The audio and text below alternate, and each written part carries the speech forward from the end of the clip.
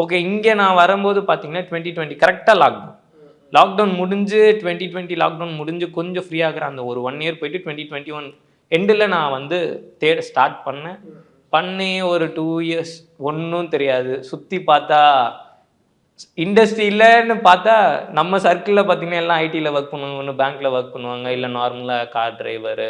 So அந்த மாதிரி தான், பெரிய பேக்ரவுண்ட்லாம் கிடையாது. அப்பா வந்து கார் டிங்கர், அம்மா ஹவுஸ் ஒய்ஃப். ஸோ 2 பேரும் லவ் மேரேஜு. ஸோ ஜீரோலேருந்து தான் ஸ்டார்ட் பண்ணாங்க.